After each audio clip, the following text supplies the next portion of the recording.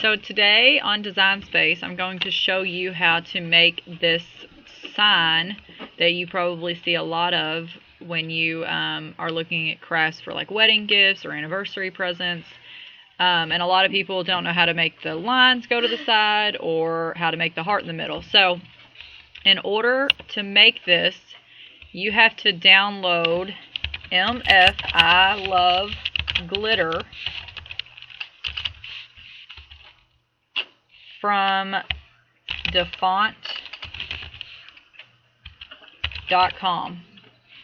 And if you're not sure how to install those fonts that you download, I'm going to make a tutorial on how to do that, so check my page for that. But if you already know how to do that, then you're ahead of the game and you can do this step here. So on defont.com, you're going to search for MF I Love Glitter, and after you've installed it, you can pull it up on your Cricut Design Space, and that's the font that is used for the label above.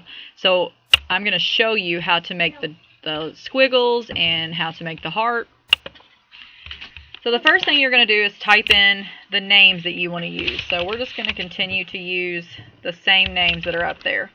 Now, because this is like a specialty font, you have to use symbols for the squiggles. So the symbol for the squiggle by the first name is just the square brackets.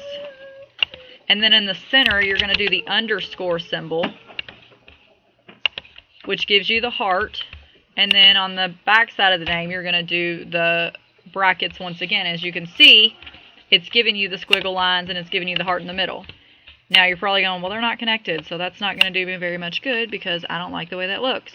And I completely agree with you, so I'm going to show you how to connect those.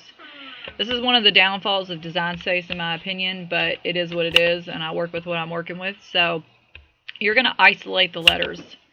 And that button is over here in the corner under the Edit tab.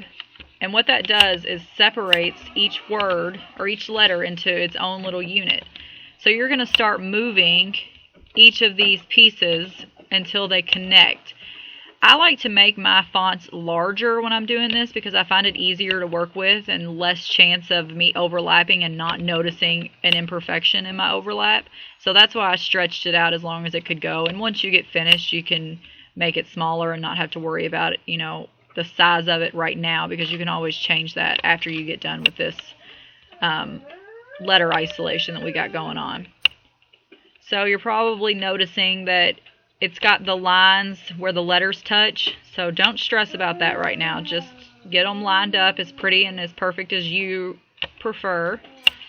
I try to make sure that the cursive line looks like it goes together pretty well. So after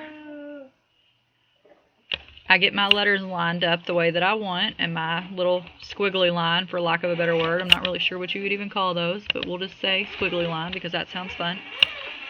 You're going to drag and select your words, or you could select all. I didn't do that because I have this example up top, and if I selected all, it would include that. You're going to go to the Layers tab, and then you're going to click the Weld button that's right next to Slice and Attach.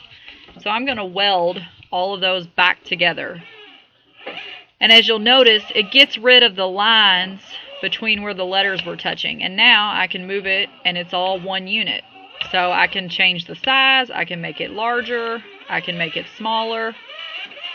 I recommend welding it when it's larger because I noticed earlier when it was smaller, the little circles like on my E or my L's would get taken away when I welded them together. So I recommend making it bigger after you weld it, then you can make it the size that you want. Alright guys, thanks for watching. Tune in next time.